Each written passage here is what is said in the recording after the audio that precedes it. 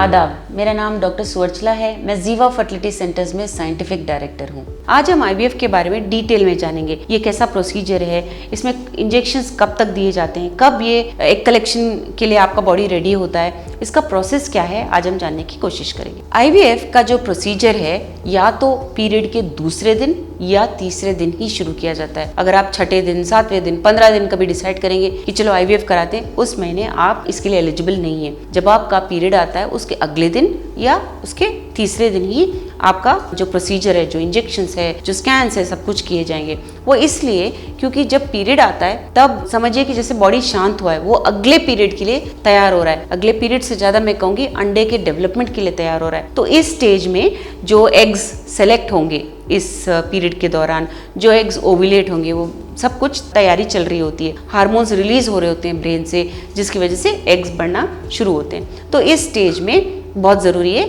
अगर आप आईवीएफ करवाना चाह रहे हैं तो इस स्टेज में ही कराएं। तो अब समझिए कि आपने डे 2 डिसाइड किया कि आप आईवीएफ जाएंगे पीरियड के दूसरे दिन। तब उस दिन आपके कुछ ब्लड टेस्ट किए जाएंगे। इन ब्लड टेस्ट का मेन उद्देश्य ये है कि हार्मोन लेवल्स क्या हैं। Follicle stimulating hormone, luteinizing hormone, oestrogen, inhibin, ये कुछ ऐसे चंद हार्मोन्स हैं जो आपके बॉडी के बारे में बहुत कुछ इन्फॉर्मेशन दे सकते हैं। क्या आपके ओवरीज में आपके एज के मुताबिक अंडे हैं, क्या बहुत ज़्यादा हैं, क्या बहुत कम हैं।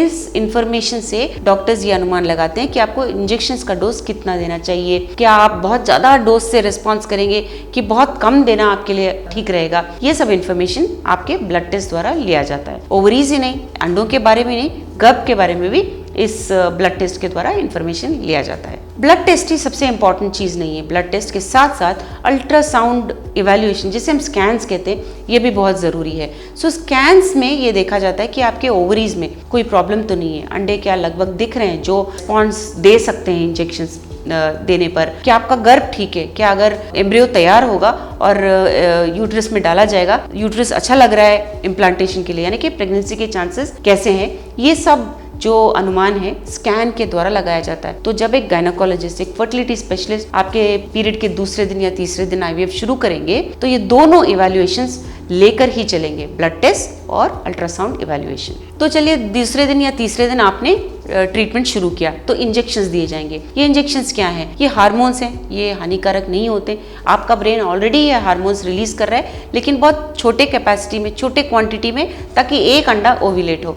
आईवीएफ के दौरान हम थोड़े ज़्यादा अंडे बनाने की कोशिश कर रहे हैं। इस महीने में जितने भी अंडे सेलेक्ट होते हैं उन सारों को बड़ा करने की कोशिश कर रहे होते हैं। लगभग 8 से 15 एग्स अच्छे नंबर होते हैं, लेकिन किसी के अगर ओवरीज में कम अंडे हैं तो 2 या 3 से भी प्रेगनेंसी आने के चांसेस होते हैं। बहुत सारे फैक्टर्स को ध्यान में रखते हुए ये डिसाइड किया जाता है। तो ये जो इंजेक्शंस है दूसरे दिन से लगभग 10 या 12 दिन तक दिए जाते हैं। तो इंजेक्शन ही जरूरी नहीं है, स्कैन्स भी जरूरी है। 10 दिन और 12 दिन के बीच में लगभग 3 से 5 स्कैन्स किए जाएंगे और ये देखा जाएगा कि आपका बॉडी कैसे रिस्पॉन्ड कर रहा है। क्या इंजेक्शन बहुत ज्यादा हो रहा है, क्या इंजेक्शन बहुत कम है, क्या बढ़ाना चाहिए या कम करना चाहिए, यूट्रस कैसा है, यानी कि आपका गर्भ कैसा है, क्या वो भी तैयार हो रहा है अंडों के ग्रोथ के साथ साथ। ये बहुत इंपॉर्टेंट है कि आप डॉक्टर की इंस्ट्रक्शंस फॉलो करें। जब भी वो स्कैन के लिए आने के लिए बोल रहे हैं तो आप अवश्य ये स्कैन जरूर कराएं। यही नहीं, जो दवाइयों के इंजेक्शंस के इंस्ट्रक्शंस हैं अवश्य आपको फॉलो करने चाहिए। ये इंजेक्शंस कोल्ड स्टोरेज में रखे जाते हैं तो टेम्परेचर मेंटेन होना चाहिए,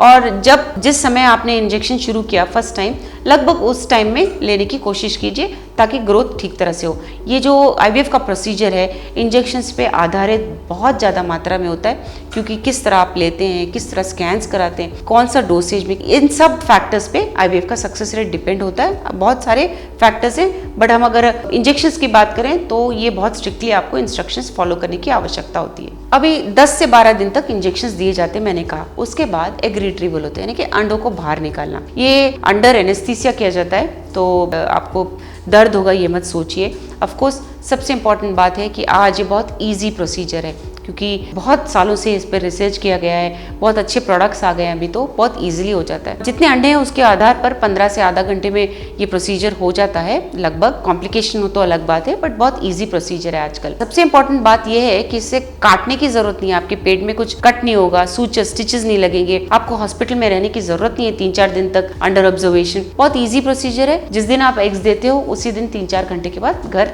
जा सकते हो।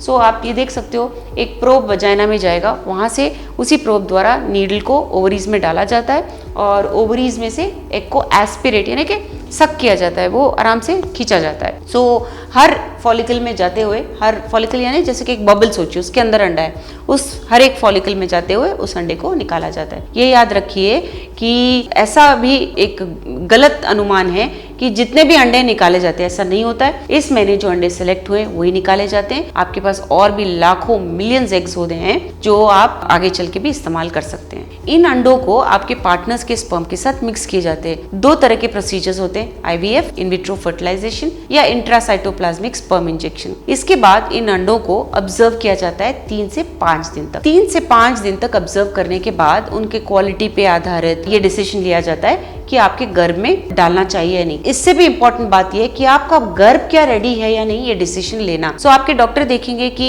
गर्भ ठीक से बढ़ रहा है क्या, आपके प्रोजेस्टेरॉन या हार्मोन वैल्यूज ठीक है क्या, तभी ये डिसाइड किया जाता है कि इस साइकिल में यानी कि इस पीरियड के दौरान ही क्या एम्ब्रियो को वापस गर्भ में डालना चाहिए या उनको फ्रीज करना चाहिए और अगले महीने या जिस भी महीने आपका यूट्रस रेडी हो तब उन्हें ट्रांसफर करना चाहिए। तो एक बहुत इंपॉर्टेंट डिसीजन है। अगर आपको आपके डॉक्टर ने IVF करवाने के लिए बोला है लेकिन आप डर रहे हो, आपके सवाल बहुत हैं, इसके बारे में और इन्फॉर्मेशन चाहिए, अवश्य जीवा फर्टिलिटी सेंटर्स फोन करिए। Thank you. हमने इस वीडियो बनाने के लिए बहुत मुशक्कत की है, मेहरबानी करके हमें लाइक और सब्सक्राइब जरूर कीजिएगा।